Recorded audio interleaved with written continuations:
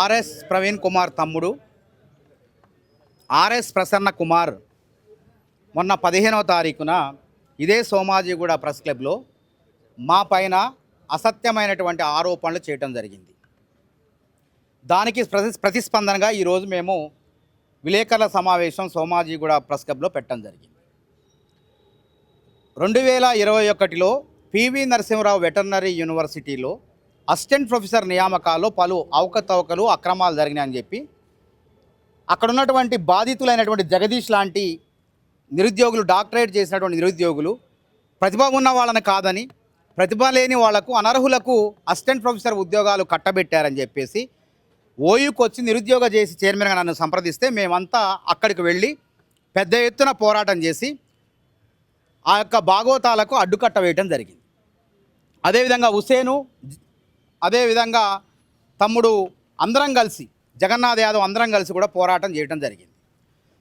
ఇతను దరఖాస్తు చేసినటువంటి ఫిషరీస్ విభాగంలో అసిస్టెంట్ ప్రొఫెసర్ ఉద్యోగంలో 4 దరఖాస్తు చేశారు. అది ఎస్టీ ఉమెన్కి రిజర్వ్ అయింది. అంటే ఎస్టీ ఉమెన్ లేదు కాబట్టి దాన్ని ఎస్సీ మేల్కి దాన్ని కన్వర్ట్ చేసుకునే అవకాశం ఉన్నది. కాబట్టి ఆ సందర్భంగా ఆ విధంగా బాలాజీ నాయక్, అదేవిధంగా జగదీష్ ఇద్దరు ఉన్నారు, డాక్టర్ జగదీష్ ఇద్దరు ఆ ఉద్యోగానికి అర్హులుగా ఉన్నారు. కానీ జగదీష్ ప్రతిభావంతులైనటువంటి బాలాజీ కన్నా ప్రతిభావంతులైన జగదీష్ను పక్కన పెట్టేసి దొడ్డిదారులో బాలాజీ నాయక్ ఉద్యోగం ఇచ్చారు. ఎందుకు ఉద్యోగం ఇచ్చారు అని అంటే అతనికి నెట్ సర్టిఫికేట్ ఉన్నది, జగదీష్ నాయక్ నెట్ సర్టిఫికేట్ లేదన్నారు.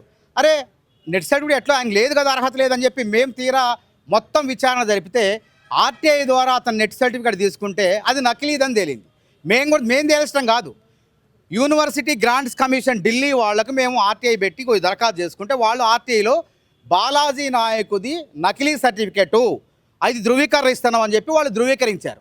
కాబట్టి ఆ చట్ట ప్రకారం ఏం చేయాలా, ఇతన్ని ఉద్యోగంలో తీసేయాలి, పలు అక్రమాలు జరిగినటువంటి ఉద్యోగాల్లోంచి కూడా తీసివేయాలని చెప్పి పోరాటం చేస్తే మా పోరాటానికి భయపడి అప్పుడున్నటువంటి బీఆర్ఎస్ ప్రభుత్వంలోని యంత్రాంగం అతన్ని సస్పెన్షన్ మాత్రమే చేసింది. సస్పెన్షన్ కాదు, వాస్తవంగా ఈ బిఎన్ఎస్ సెక్షన్ ప్రకారం అతన్ని ఉద్యోగంలోంచి ఊడబెక్కాల, కానీ సస్పెన్షన్ మాత్రమే చేసింది. సస్పెన్షన్ చేస్తే సరే ఇతనిపై క్రిమినల్ చర్యలు తీసుకోండి అని చెప్పి తీసుకోకపోతే యూనివర్సిటీ యంత్రాంగమే అతను ఫోర్జరీ కేసు పెట్టిండు. ఇటు యూనివర్సిటీని, కేంద్ర ప్రభుత్వ రంగ సంస్థ అయినటువంటి యూజీసీని అందరినీ మోసం చేసిండు. కాబట్టి ఇతని పైన ఫోర్జరీ, చీటింగ్ కేసు నమోదు చేయాలని చెప్పి మేము యూనివర్సిటీ అధికారులను ఫిర్యాదు చేస్తే పలుకుబడితో, కొంతమంది వ్యక్తుల పలుకుబడితో ఈ బాలాజీ నాయక్ ఆ కేసు నుంచి తప్పించుకుంటూ యూనివర్సిటీ యంత్రాంగం అతనిపై కేసు నమోదు చేయలేదు. అదే 2022లో మేము రాజేంద్ర నగర్ పోలీస్ స్టేషన్, నేను జగదీష్ వెళ్ళి అప్పుడున్నటువంటి సిఐ గారికి ఫిర్యాదు చేయడం జరిగింది. ఇంత ఆధారాలు కళ్ళ ముందు ఉన్నా మరి ఆ దానిపైన ఎఫ్ఐఆర్ నమోదు చేయలేదు. ఈలోపు ఏం చేశారు, యూనివర్సిటీ యంత్రాంగం కూడా ఏం చేసిందంటే అతనికి నోటీసులు ఇవ్వకుండా అతన్ని సస్పెండ్ చేసింది. అంటే అతను మెయిల్ చేయాలని, అంటే నోటీసులు ఇవ్వకుండా ఏ వ్యక్తిని కూడా సస్పెండ్ చేయకూడదు. కాబట్టి కోర్టుకు వెళ్తే నోటీసులు ఇవ్వకుండా మీరు సస్పెండ్ చేశారు కాబట్టి అతను కొంత ఊరట లభిస్తుంది, మొత్తం కాదు, కొంత ఊరట లభిస్తుంది. అదేవిధంగా మొన్న జస్టిస్ విజయసేన రెడ్డి గారు, ఒక సింగిల్ జడ్జి గారు ఒక జడ్జిమెంట్ ఇచ్చారు దీనిపైన. అతను ఆ పైన చట్టపరంగా చర్యలు తీసుకొని యూనివర్సిటీ నిబంధనల ప్రకారం, అదేవిధంగా ఈ 4 ఏళ్ల కాలంలో అతను ఆగిపోయినటువంటి జీతభత్యాలకు సంబంధించిన వాటిని అతనికి మంజూరు చేయండి అని జడ్జిమెంట్ ఇచ్చారు. అది కూడా పూర్తి ఉపశమనం కాదు. అయితే ఆ జడ్జి గారు మా వాదనలు వినలేదు. మేము మా వాదనలు ఏంది, మొదట కళ్ళ ముందు ఉంది, యూజీసీ వాళ్ళు ఆధారం ఇచ్చారు, ఎన్టీఏ వాళ్ళు, నేషనల్ టెస్టింగ్ ఏజెన్సీ వాళ్ళు ఈతను నకిలీ సర్టిఫికేట్ ఇచ్చారు, అతనిపై క్రిమినల్ చర్యలు తీసుకోండి, అతన్ని ఉద్యోగాన్ని ఊడబీసుకోమని చెప్తే దాన్ని జడ్జి గారు పరిగణలోకి తీసుకోలేదు. ఎందుకు తీసుకోలేదో మాకు తెలియదు. సరే, అయినప్పటికీ మాకు కోర్టుల పట్ల గౌరవం ఉంది. జడ్జి గారు ఇచ్చిన తీర్పును గౌరవిస్తూ మేము దాన్ని డివిజన్ బేస్కి అప్లై చేసుకునే ప్రయత్నంలో ఉన్నాం. ఈలోపు ఆర్ఎస్ ప్రసన్న కుమారు ఆ యొక్క నకిలీ సర్టిఫికేట్ తయారు చేసిన వ్యక్తిని వెంట పెట్టుకొని వచ్చి ప్రెస్ మీట్ పెట్టి వాళ్ళు దోవుకున్న గోతులో వాళ్ళే పడ్డారు. ఇప్పుడు మేము ఎందుకు ఆగుతాం? తప్పకుండా ఈ కేసుని తిరగదోడాలి. తర్వాత యూనివర్సిటీ యంత్రాంగం మొత్తం కూడా పారదర్శకంగా విచారణ జరిపి అతన్ని ఉద్యోగంలోంచి ఊడబీకాలని చెప్తున్నాం. ఈ ఆర్ఎస్ ప్రసన్న కుమార్ ఇట్లాంటి నకిలీ సర్టిఫికేట్లు, బోర్జరీ వ్యక్తుల్ని వెనకేసుకురావడం ఎంతవరకు సబబు? ప్రసన్న కుమార్ చెప్పండి. అదేవిధంగా ఈ ప్రసన్న కుమారు మాట్లాడుతూ మొన్న వెంకట్రామన్ అనే ఒక అసిస్టెంట్ ప్రొఫెసర్ ఆయన పైన ఒక అమ్మాయిని లైంగికంగా వేధిస్తే ఆ అమ్మాయి ఫిర్యాదు చేస్తే యూనివర్సిటీ యంత్రాంగానికి అతని పైన సస్పెన్షన్ చేశారు. యూనివర్సిటీ యంత్రాంగం సస్పెండ్ చేసింది. సస్పెండ్ చేసి అది ఘనకార్యం చేసినట్టు అతన్ని మా కులం వాళ్ళు కాబట్టి, మా దళితులు కాబట్టి మమ్మల్ని సస్పెండ్ చేశారు, అని చెప్పి మాట్లాడతాం. మరి అవతల అమ్మాయి ఎవరు? గిరిజన లంబాడి బిడ్డ అమ్మ. కనీసం సోయి లేదా? ఉత్తగా అధికారులు ఎవరు కూడా సస్పెన్షన్ చేయరు కదా. ఒక గిరిజన మహిళను నువ్వు వేధించరు కాబట్టి నీ పైన చట్ట ప్రకారం యూనివర్సిటీ నిబంధనల ప్రకారం సస్పెన్షన్ చేశారు. కాబట్టి మేమేమంటామంటే సస్పెన్షన్ కాదు, అతన్ని అసలు చట్ట ప్రకారం అతన్ని యూనివర్సిటీ నిబంధనల ప్రకారం ప్రొఫెసర్ని అసిస్టెంట్ ప్రొఫెసర్ చేయాలి, డిమోషన్ ఇవ్వాలి. అతను ప్రమోషన్ కాదు డిమోషన్ ఇవ్వాలంటున్నాం.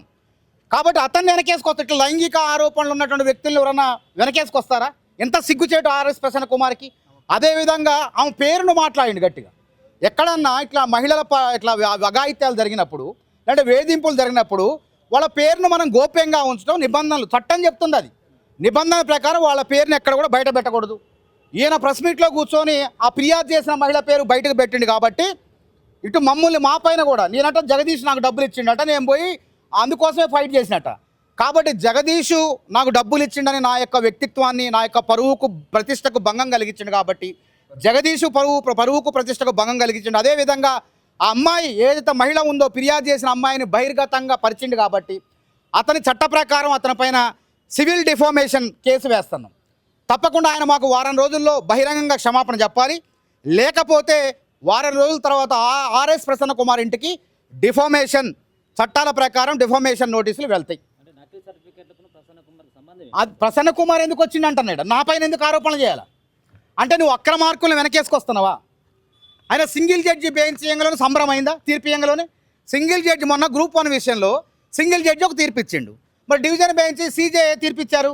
ఇక్కడ ఎక్కడ ఈ ఉత్త ఆరోపణలే, ఆధారాలు లేవు, వాస్తవాలు లేవు, కాబట్టి ఈ కేసును మేము కొట్టివేస్తున్నాం, నియామకాలు జరుపుకోండి అన్నాడు. అంటే ఏం కాలేదు. అసలు సింగిల్ జడ్జి ఇచ్చినట్టు తీర్పును ఆధారంగా చేసుకుని అక్రమాలు కళ్ళ ముందు ఉన్నాయి. కళ్ళ ముందు ఉన్నప్పటికీ ఆయన మా పైన పరువు నష్టానికి భంగం కలిగే విధంగా డబ్బులు తీసుకొని పోరాటం చేసిండు. మనోత్ రాయ్ జగదీష్ ఇచ్చిండు అంటే పక్కనే కూడా అడగండి, మరి ఆయన ఇచ్చిండేమో నాకు. అట్లుంటాయా ప్రజాస్వామ్యంలో పోరాటాలు? కాబట్టి తగిన మూల్యం చెల్లించుకుంటాడు ఆర్ఎస్ ప్రసన్న కుమారు. అదేవిధంగా ఆయన ఇంకో పెద్ద భాగవతం ఏంటంటే ఆయన కృషి విజ్ఞాన్ అనేటువంటి ప్రోగ్రామ్ కోఆర్డినేటర్గా మామనూరులో పనిచేస్తాడు. అక్కడ పనిచేసేటప్పుడు ఎవరు యూనివర్సిటీ అధికారుల అనుమతి లేకుండా మట్టి ఉంటుంది, మొరం ఉంటుంది కదా, ఆ మొరాన్ని ₹1 కోటి మొరాన్ని అమ్ముకుండా అని చెప్పి అక్కడ ఫిర్యాదు చేస్తే విచారణ జరిగింది. విజిలెన్స్ కూడా అతను తప్పు చేసిండని చెప్పి ₹10 లక్షల జరిమానా విధించింది. అది కట్టకుండా ఈ దొంగ డ్రామాలు ఆడతాడు, దొంగ నాటకాలు ఆడతాడు. ఇంకో విషయం ఏంటంటే గణప్రకాష్ గారని యూనివర్సిటీ వైస్ ఛాన్సలర్, ఒక బీసీ బిడ్డ, మంచి నిజాయితీకి మారుపేరు, రిజిస్ట్రార్ కూడా మంచి వ్యక్తి, నిజాయితీకి మారుపేరు. అట్లాంటి వ్యక్తులు వాళ్ళపైన కూడా ఆరోపణలు చేస్తాడు. అంటే రేవంత్ రెడ్డి గారు నియామకం అట, మరి ఎట్లా చేసిండు రేవంత్ రెడ్డి గారు? ఇలా ఏ వీసీని తీసుకోండి, పారదర్శకంగా ప్రతిభావంతులకే రేవంత్ రెడ్డి గారు వాళ్ళని ఉపకులపతులుగా వైస్ ఛాన్సలర్గా నియమించారు. అట్లాంటిదేనా పైరవీలు చేసిన వాళ్ళకు, డబ్బులు తీసుకున్న వాళ్ళకు పదవులు ఇచ్చిండని చెప్పి ఏదో రకంగా ఆరోపణలు చేయడం జరిగింది. కాబట్టి మేము ఏమంటున్నాం అంటే ఈయన అసలు వాస్తవంగా ఈయన న్యూట్రిషన్ ప్రొఫెసర్, అసిస్టెంట్ ప్రొఫెసర్గా నియామకమైండు. ఈయన ఏది ప్రసన్న కుమార్ న్యూట్రిషన్ అసిస్టెంట్ ప్రొఫెసర్గా నియామకమైన ప్రసన్న కుమార్ దానికి సంబంధం లేని విభాగంలో కాకుండా వేరే విభాగంలో ఏది మన లైవ్ స్టాక్ మేనేజ్మెంట్ విభాగంలో అసోసియేట్ ప్రొఫెసర్గా ఏ విధంగా ప్రమోషన్ పొందిండు? అది అక్రమ ప్రమోషన్. ఎందుకంటే అక్కడ ఇంటర్వ్యూ పోతే అసోసియేట్ ప్రొఫెసర్ ఇంటర్వ్యూ పోతే నీది చెల్లదు, నీకు అర్హత లేదు, నువ్వు న్యూట్రిషన్ విభాగంలోనే పోవాలి, దీనికి సంబంధం లేదని వాళ్ళు రాసిచ్చారు రాతపూర్వకంగా. ఇచ్చినా కానీ అప్పుడున్నటువంటి ఆర్ఎస్ ప్రవీణ్ కుమార్ అండ చూసుకొని ఆయన పలుకుబడితో అప్పుడు ఉమ్మడి రాష్ట్రం కాబట్టి వెంకటేశ్వర యూనివర్సిటీలో అప్పుడున్న వీసీని మేనేజ్ చేసుకొని ఈయన అక్రమంగా అసోసియేట్ ప్రొఫెసర్గా పదోన్నతి పొంది ప్రభుత్వం తరపున జీతభత్యాలు పొందిండు. కాబట్టి మేమేమంటామంటే యూనివర్సిటీ యంత్రాంగం ఈ నియామకం పైన, ఈ ప్రసన్న కుమార్ యొక్క నియామకం పైన కూడా సంపూర్ణంగా పారదర్శకంగా విచారణ జరిపి ఆయన యొక్క జీతభత్యాలు మొత్తం కూడా యూనివర్సిటీ తీసుకోవాలని చెప్పి డిమాండ్ చేస్తాం.